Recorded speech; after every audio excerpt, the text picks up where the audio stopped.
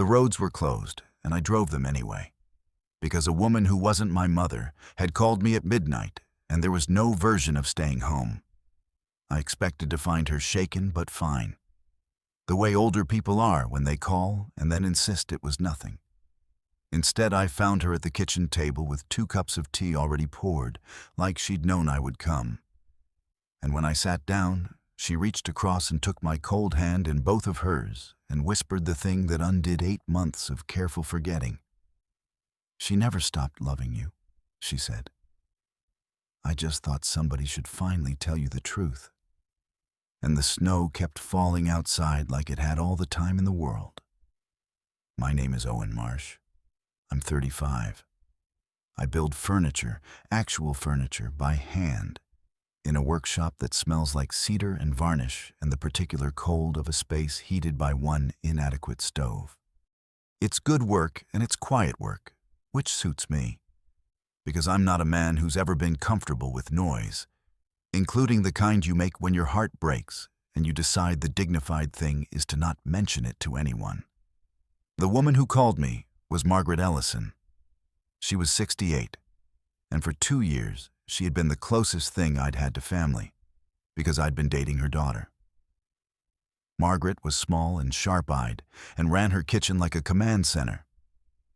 She kept a chipped blue teapot that she refused to replace because her late husband had bought it, and she poured from it like the act itself was a kind of prayer. She had a way of looking at you over the rim of her glasses that made you confess things you hadn't planned to.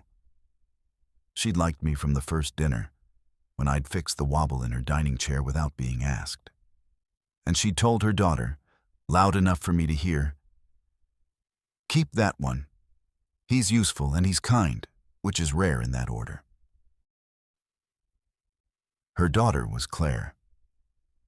We'd been together 2 years and broken up 8 months ago, and I'm not going to pretend I understood exactly why, even now. It wasn't a betrayal. There was no villain. There was just a slow drift and a bad season and a night where she said she thought we'd become more comfortable than happy. And I, being a man who'd rather lose quietly than fight loudly, had agreed with her instead of telling her she was wrong. I should explain what kind of couple we'd been because it matters. We were the quiet kind, the kind that doesn't fight, which everyone tells you is a good thing right up until you realize it means you also don't fight for anything. Claire was a quiet person too, a librarian who restored old books, who could spend a whole day repairing a single damaged spine and call it a good day. We'd fit together like 2 people who'd each spent their lives being too much for louder rooms and had finally found someone the right volume. That was the trouble in the end. 2 people who hate conflict will let a good thing die rather than raise their voices to save it. We were both so careful with each other that neither of us ever said the one uncareful, necessary thing. And the silence we'd loved each other in became the silence we lost each other in. That was the great regret of my life, that agreement. I'd nodded like a reasonable adult while the only good thing I had walked out the door, and then I'd gone home and built a bookcase I didn't need because my hands needed something to do that wasn't reaching for the phone. The reason I still had Margaret's number was that I'd never managed to delete anything. The reason she still had mine was that mothers don't break up with you when their daughters do. We hadn't spoken in 8 months. Then, at 11:40 on a Tuesday in February, with the worst storm of the year already burying the county, my phone lit up with her name. It cracked open right there in my cold workshop with sawdust on my hands. "Owen," she said, and her voice was thin in a way I'd never heard it. "I'm sorry to call. The power's out and the furnace won't catch and I can't get the spare heater to. I don't want to bother Claire. She's 2 hours away and the roads are worse there and I just..." She stopped.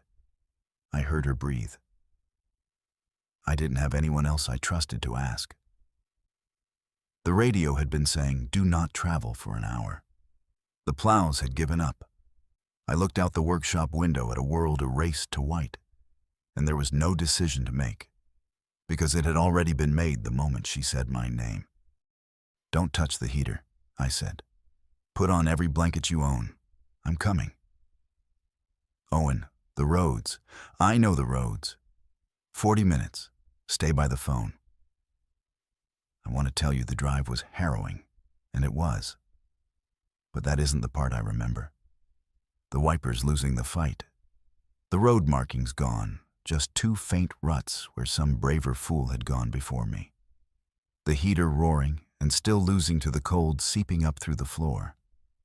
What I remember is that somewhere around the 20-minute mark, white-knuckled and crawling at 15 miles an hour through a dark that swallowed my headlights whole, I realized I felt more purpose driving toward that woman's broken furnace than I'd felt in 8 months of building furniture nobody had ordered.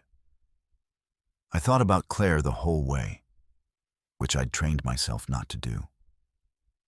I thought about the first dinner at Margaret's, the wobbling chair, the way Claire had caught my eye across the table when her mother said, "Keep that one," and how she'd mouth sorry and I'd mouth back, "She's right." I thought about how easy it had all been, back when it was easy, and how I'd mistaken easy for permanent, and how a man can lose the best thing in his life, one polite nod at a time. I told myself I was over it. I'd told myself the quiet of the workshop was peace and not just the sound of a man who'd stopped trying. I had poor survival instincts around the Ellison women, all of them, and the storm seemed to know it.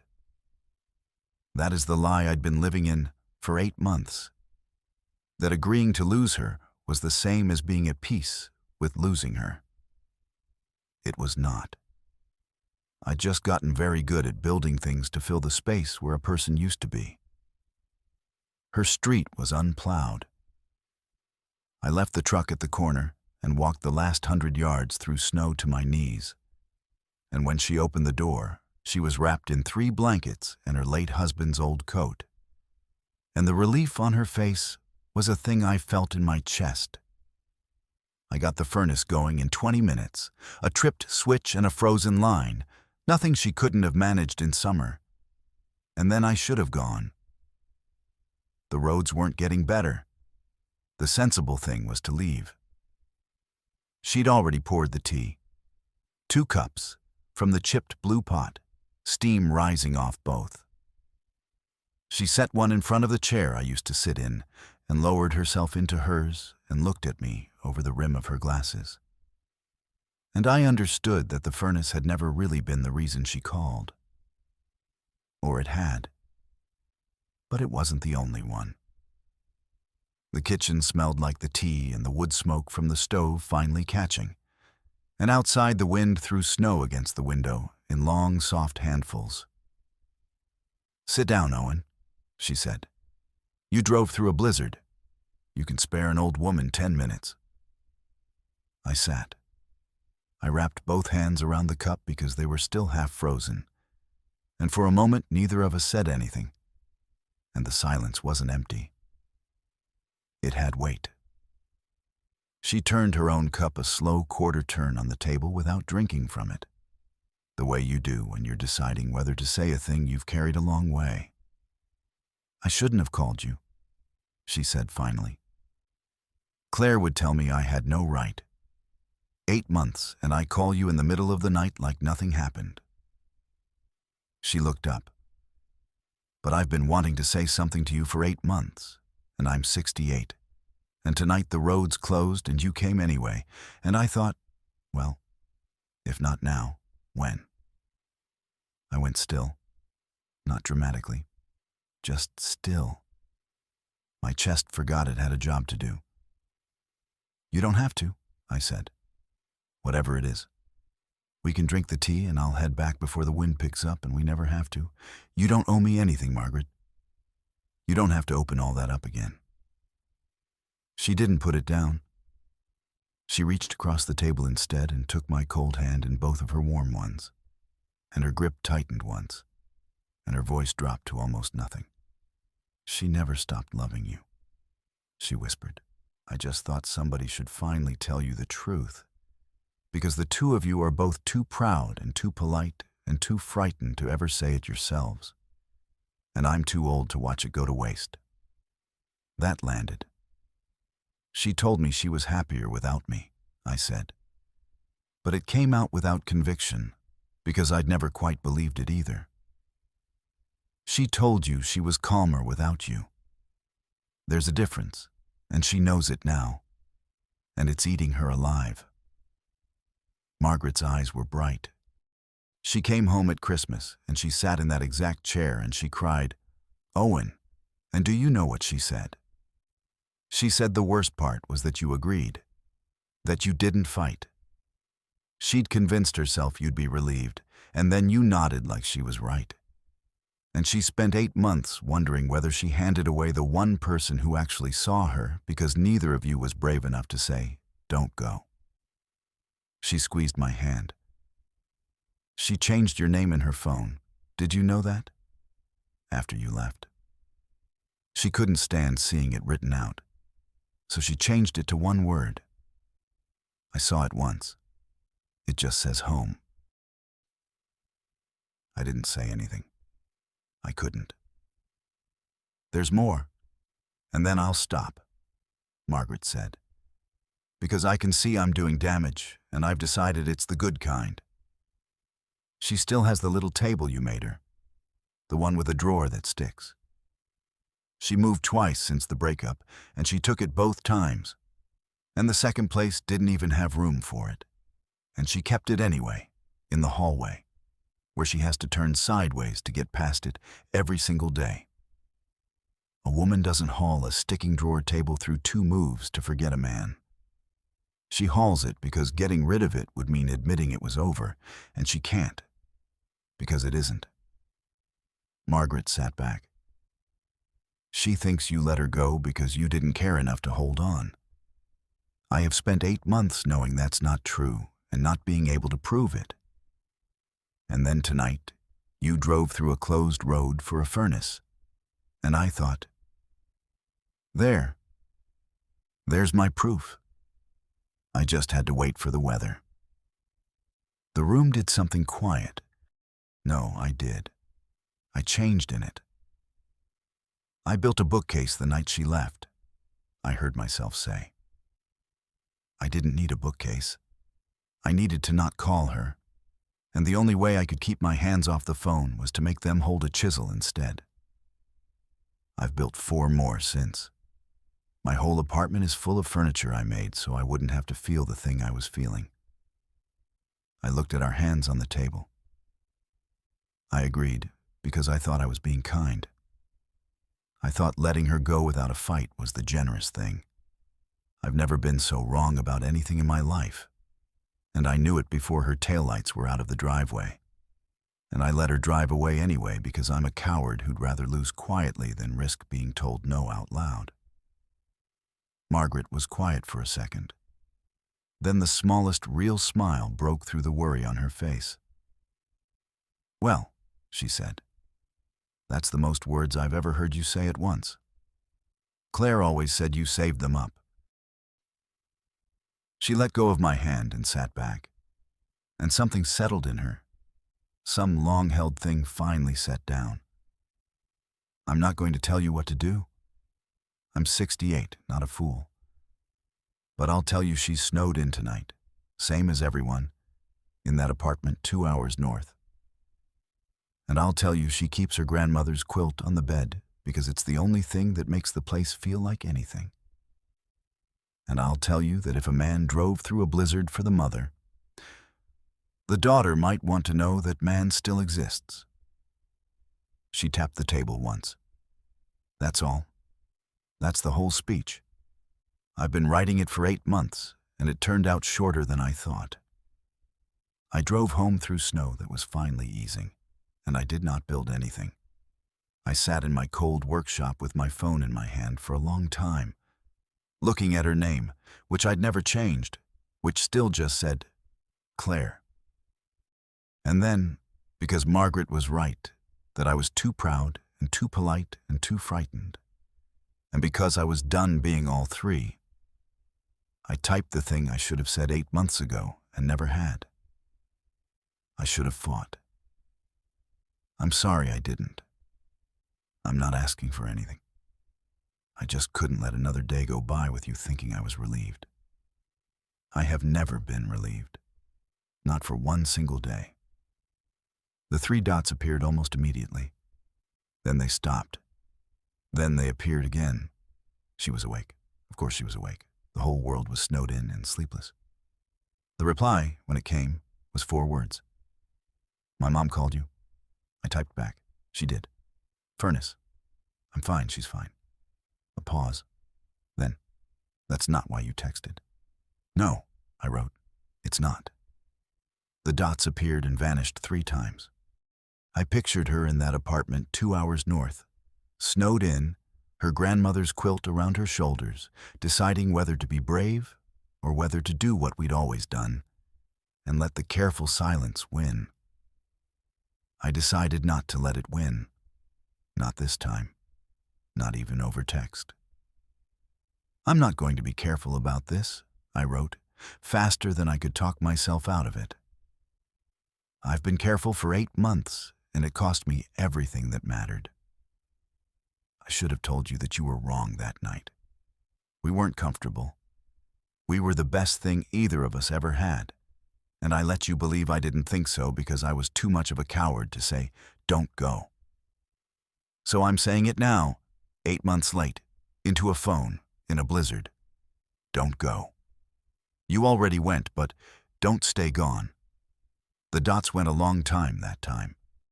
And then, I changed your name in my phone the night you left. I couldn't look at it. Do you want to know what I changed it to? I already knew. Margaret had told me. But I typed yes anyway. Because some things you need to hear from the person themselves. And a second later the word came through, one word, the same one.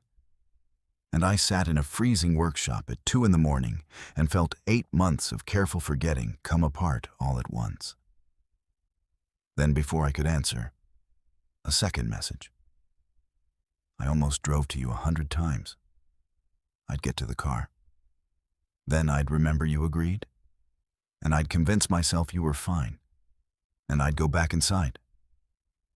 My mother is a menace, and I love her, and she did the thing neither of us could do. Oh, and I never stopped. Not for a day. I just got very good at pretending the table in my hallway was about furniture. The roads opened 2 days later. I drove the 2 hours north before the salt trucks had finished. Slower than I needed to, because some part of me still couldn't believe where I was going. And she was waiting in the doorway of her building with her grandmother's quilt around her shoulders. And neither of us said anything clever. She just stepped forward, and I stepped forward. And we met in the middle of a snowbank, like 2 people who'd wasted 8 months proving they could survive apart and had concluded, independently, that surviving wasn't the point. We didn't fall back into it all at once. We were still the careful kind, and you don't unlearn that overnight. But we'd both seen what careful cost, and so we made each other a promise that first afternoon, sitting in her cramped apartment with the sticking drawer table wedged in the hall, that we'd say the uncareful things now, the frightening ones, the ones that used to stay behind our teeth. It turned out to be the hardest habit either of us ever tried to build, and the only one that mattered. 3 months later, she moved her grandmother's quilt onto my bed, into the apartment full of furniture I'd built to keep from missing her. And she laughed at all of it, every needless bookcase, and said I was the only man she knew who handled heartbreak by committing carpentry. I didn't argue. It was accurate. The first thing she fixed in the new place was the drawer on the little table, which I offered to repair properly a dozen times, and which she refused to let me touch. Because she said the stick was the whole point now. A year after that, the first real snow of the season came down, and she found me standing at the window watching it, and she put her arms around me from behind and said, "Don't even think about driving anywhere. and I told her I wasn't going anywhere, which was the truest thing I'd said in years. Years later, when people ask how we found our way back, Claire tells it as a rescue with the wrong victim. He drove through a blizzard to save my mother, she says, and my mother, who is a menace, used it to save us both.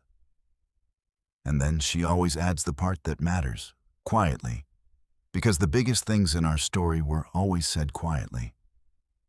That her mother knew before either of them did, and waited until the roads closed and the excuses ran out, and finally just told the truth. Nothing new had appeared that night in the snow. It had simply stopped hiding. The only difference now is that I don't agree when I should fight. I learned that one the hard way in the cold, with sawdust on my hands. When it matters, I say the thing out loud. And Margaret, who still pours from the chipped blue teapot, still looks at me over her glasses every Sunday like she's deciding whether I've finally learned my lesson. I have. I tell her so. She pretends not to be pleased. What would you have done if your ex's mother called you in the middle of a storm and told you the truth nobody else was brave enough to say? And have you ever let someone walk away in silence because fighting for them felt more frightening than losing them? Tell me your story in the comments. If you like this one, leave a like, subscribe, and I'll see you in the next video.